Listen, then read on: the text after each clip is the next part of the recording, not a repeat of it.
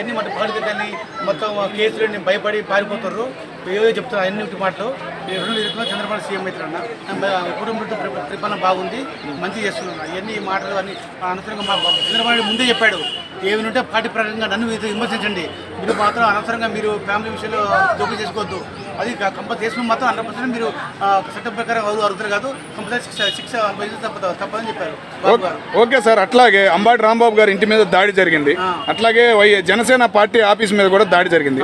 పోలీసులు స్పందన, నా ఇంటి మీదేమో లేట్ అయ్యింది, అక్కడేమో జల్దీ వచ్చారని విమర్శలు చేస్తున్నారు రాంబాబు గారు. దాని గురించి మీరేమంటారు? అది కావాలని ఎంత ప్రార్థన చేస్తారు, అది అనుకోకుండా జరిగిన విషయం అది. ఇది మా అనంతరంగా ముందే చెప్పేశారు, అనంతరంగా వద్దండి బూతు తిట్టద్దు, అయ్యి దగ్గర రాంబాబు గారు వినట్లేదు, అనవసరంగా వాళ్ళు లేడీసే మొత్తం సరి చెప్పాడు. ఇప్పుడు నోరు పూసుకొని ఉన్నాడు. అంటే పోలీసులు ఎవరు అధికారంలో ఉంటే వాళ్ళ కాపు కాస్తున్నారు అని పోలీసుల మీద కూడా విమర్శలు చేస్తున్నారు రాంబాబు గారు. అది కరెక్ట్ అంటారు, రాంగ్ అంటారు? ఆ టైం చేయరన్నా, వాళ్ళ పని వాళ్ళు చేసుకుంటారు, చట్ట ప్రకారం లాండ్ ఆర్డర్స్ ఉన్నాయి, వాళ్ళ ప్రకారం చేస్తారు. అంతేగాని నువ్వు అనవసరంగా నువ్వు చెప్పేసి పోలీసులు మరి నీ ప్రభుత్వం ఉన్నప్పుడు నువ్వు పోలీసులు చేశారా? అది మాటకు రాంబాబు గారు అన్ని ఉట్టి మాటలే. ఇప్పుడు వచ్చి నువ్వు అలా కొడనాని గారు వచ్చి మాట్లాడి సంక్షేమం చెప్తారు అన్న, ఆయన్ని బ్రహ్మ ఇస్తారు. మీరు 100% మన మీరు తప్పు చేసే మాత్రం శిక్ష తప్పదు.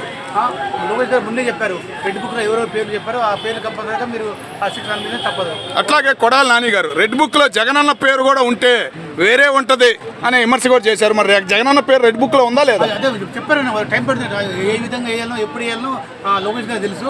అందరి పేర్లు కంపల్సరీ ఉంటాయన్న, ఉంటాయి, కంపల్సరీ ఉంటాయి. అట్లాగే చంద్రబాబు నాయుడు గారి కుటుంబాన్ని నానా విమర్శలు చేసిన నాని గారి పేరు ఎప్పుడు బయటకు వచ్చింది అంటారు? అన్న కొన్ని రోజు చెప్పిన ఇంతకుముందు కూడా అరెస్ట్ చేయాలని చూస్తే అతను లేకుండా మారిపోయాడు, మళ్ళీ ఇప్పుడు వచ్చి ఏదో మాట్లాడుతుంది, సొల్లు మాట్లాడు. అయినా కూడా మారుకోండి, నెక్స్ట్ అనవసరంగా ఈసారి కంపల్సరిగా నీకు 20 శాతం తప్పు. ఓకే సార్, అట్లాగే రాంబాబు గారి కులం కాపు కులం మొత్తం నా వెనకమాలే ఉంది, పవన్ కళ్యాణ్ దూరం చేస్తా కాపు కులానికి అని అంటున్నాడు. అది జరిగిద్ది అంటారు? ఏం జరగదన్న, అట్ట అయిపోయింది. మొన్న దాకా అట్ట మాట్లాడి బాబుకి ఇప్పుడు కులాల మధ్యలో స్విచ్ పెడుతుండు, ఇటు పెట్టి కూడా నంబర్ అన్న, ఇప్పుడు కమ్మ కాపని పెడుతుండు, నంబరు ఇటు పెట్టి కూడా నువ్వు సైన్ చేసే పరిస్థితి లేదు. అట్లాగే కాపు కులం అంటే టీడీపీకి కమ్మ కులానికి కాపు గాయటమే అని విమర్శలు కూడా చేస్తున్నారు. నిజం అంటారా? అంత కాపు కాస్తున్నారా? ఆయన ఉట్టిపట్లేదు, ఈ మత చూపిస్తే మాట్లాడుతున్నా అమ్మడు రాంబాబు. అదేం కాదు, అన్ని కులాలు కూడా పార్టీ, నీ పార్టీలో కులాలు లేరా, కమ్మో లేరా, నా పార్టీ కమ్మో లేరా, ఆ కాటి అన్ని కులాలు ఉన్నారు, కాపాలన చేస్తున్నారు. అన్ని ఉట్టిమాట బ్రహ్మ మధ్య మధ్య స్విచ్ పెట్టి ఏదో మాట్లాడి మధ్య భ్రమించి చేస్తున్నావు అనవసరంగా. ఇప్పుడే మారుకొని మంచి పని చేయాలని చెప్తాను. ఓకే సార్, రేపు జగన్మోహన్ రెడ్డి గారు గుంటూరులో సీట్ ఇస్తే రాంబాబు గారు గెలుస్తారంటారో గెలవరంటారు 29లో? నెక్స్ట్ అమ్మాయి ఏం గెలవడు, సీట్ గెలవడు, అయిపోయింది. మన 2029 కూడా మళ్ళీ కూటమి ప్రభుత్వం ఏర్పడుతుంది. జనసేన మళ్ళీ బీజేపీ మళ్ళీ 2029 కూడా బాబే సీఎం అవుతారు.